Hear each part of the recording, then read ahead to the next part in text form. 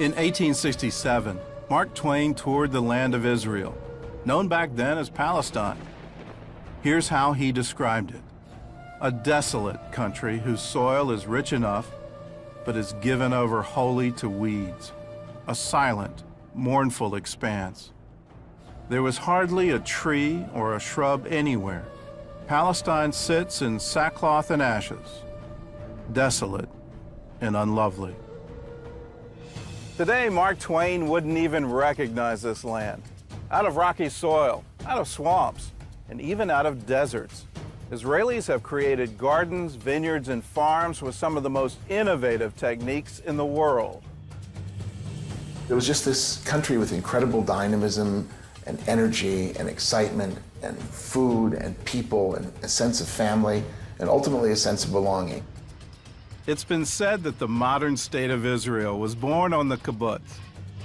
So it's only natural that much of Israel's innovation was born there as well.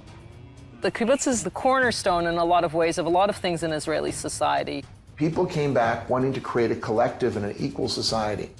And these kibbutzim became a very, very effective way to defend the land, to start getting young people engaged in agriculture. Remember, Jews were forbidden in most countries of the world to actually own land or to work the land. Jews couldn't be farmers. To all of a sudden see a generation of Jews farming the land in a collective environment, it was incredible. Before Israel even became a state, Jews by the thousands came to live there on communal farms. But when they arrived in the Promised Land, it wasn't exactly flowing with milk and honey. The coastal plains were swampy, the Galilee and the Judean hills were rocky, and the southern half of the country was mostly desert. Since the people of Israel left our homeland 2,000 years ago, the area was mismanaged. So we want to preserve and rehabilitate this holy land. The early Jewish settlers faced a number of obstacles, from bad soil to Bedouin raiders, but they faced an even bigger enemy that threatened to destroy the Jewish state before it began. In the early decades of the 20th century, Israel was a breeding ground for mosquitoes carrying malaria. They overtook the coastal plains and the Jordan Valley, the only land available for Jews to buy since the local Arabs had decided it was uninhabitable. In 1920, more than a third of all Jewish residents of Palestine had malaria. So with no other choice, they went to work. They drained the swamps and sprayed the land and changed the flow of water in irrigation canals to interrupt the mosquitoes' breeding. They were so successful that a commission from the League of Nations visited Palestine to learn what they did. Less than 20 years after Israel's statehood, the country was officially malaria-free. Once the threat of malaria was gone, Jewish settlers were free to focus on making the desert bloom. In the coastal plains, citrus groves replaced the swamps. And the Jordan Valley, once the center of the malaria epidemic, now became the country's breadbasket. The Negev desert blossomed with newly planted forests and vineyards. And the Arava, once the most arid part of Israel, became the site of a flourishing vegetable industry. All of this was accomplished in the first 20 years of Israel's statehood. In that time, they more than doubled their standard of living. And now they're using their experience to help other countries. In the 1970s, they created a new breed of cherry tomato that's disease-resistant and has a longer shelf life. They also bred a new kind of potato that can be grown in hot, dry climates and irrigated by salt water. These vegetables are now being grown in dry countries like Jordan, Egypt, and Morocco. Israeli scientists not only found ways to grow more crops, they also found new ways to preserve them. Grain Pro cocoons provide an inexpensive way for farmers to keep their grain market fresh by keeping out water, air, and insects. The Israeli cocoons are being used in Africa, the Far East, and even Pakistan, a nation with no diplomatic ties to Israel. The kibbutz over time began to change. Israeli society began to change. became more capitalistic, became more focused on free enterprise and entrepreneurship and the individual taking responsibility for himself and therefore benefiting the overall society. There have been many very exciting companies that have been built in kibbutzim. One of those companies is now doing business around the world. If you went to the average Israeli 10, 12 years ago and said to them organic, they wouldn't have a clue what you were talking about. Here we've been doing organic farming for over 40 years. Kibbutz Sde Eliyahu was founded by German refugees in 1934, and many of their early members were survivors of the Holocaust. The biggest problem that we had when we started the organic was, what do you do if you're not using chemicals? How do you get rid of the pests? Their answer was to fight bugs with more bugs. Every single thing in nature has a natural enemy. What eats or what attacks these pests that are attacking our crops?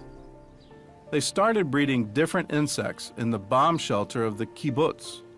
The idea was to breed predators to destroy the pests that ate their crops.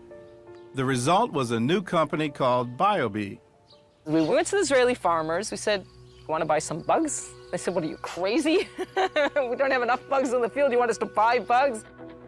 Eventually, they won over farmers in Israel and in 32 other countries as well. In California, 60% of the strawberry fields are treated with products from BioBee. The company also found a way to deal with one of the region's most devastating insects, the Mediterranean fruit fly. We take the males of the species and we sterilize them. And then we release the sterile males into the environment. There's no future generation. And slowly, slowly, we lower the population without using harmful chemicals. They also solved another agricultural problem: how to pollinate greenhouse plants. The classic example we like to give is tomato plants. Tomato plants in nature, in the fields, are pollinated by the wind.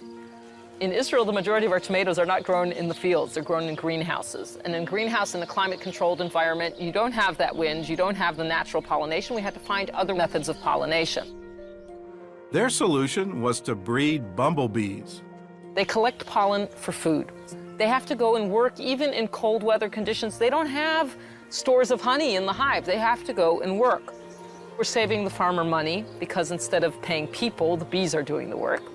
And the bees, unlike people, they don't miss a single flower.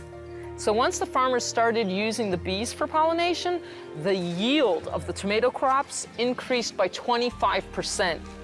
In Hebrew, we say, "Ma rabu ma'aseh Elokim," how great and wonderful are creations, God. And this really shows that every single thing has a reason. There's a purpose for everything, these tiny little things, and look how much good they do for us, for the world, for the farmers, for the environment.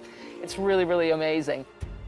Farmers at Sde Eliyahu not only targeted insects, they also found a creative way to get rid of rodents as well. What we used to do is basically used to take poison in a bottle, in a teaspoon, and somebody's job was to walk up and down the rows, and every time they saw a mouse hole, to take a teaspoon of poison and throw it down the hole. Now, obviously that's not ecologically friendly. On top of that, if it rains or if we irrigate our fields, all that poison's going in the ground.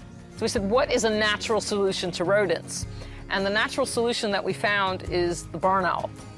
The barn owl is an amazing raptor. 2 owls can capture an average of 2,000 to 5,000 mice a year. Okay, that's a lot of rodents. There was just one problem with the owls. They fly away. And one of the places they would fly to is Jordan, which is very close by. In Jordan, they were shooting them. In Arab folklore, the barn owl is a harbinger of death. And they're very superstitious about barn owls. So they see a barn owl, they shoot it. So very simply, we went to Jordan, and we invited the Jordanian farmers to come to Sde Eliyahu to see what we were doing here. This was over 20 years ago. And today we have over 2,600 nesting boxes across the country. The numbers keep growing.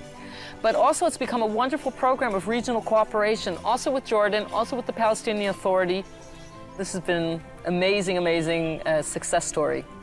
We tell the people it's not the dove bringing peace anymore to the Middle East, it's the barn owl. We're a light unto the nations, we're supposed to be anyways.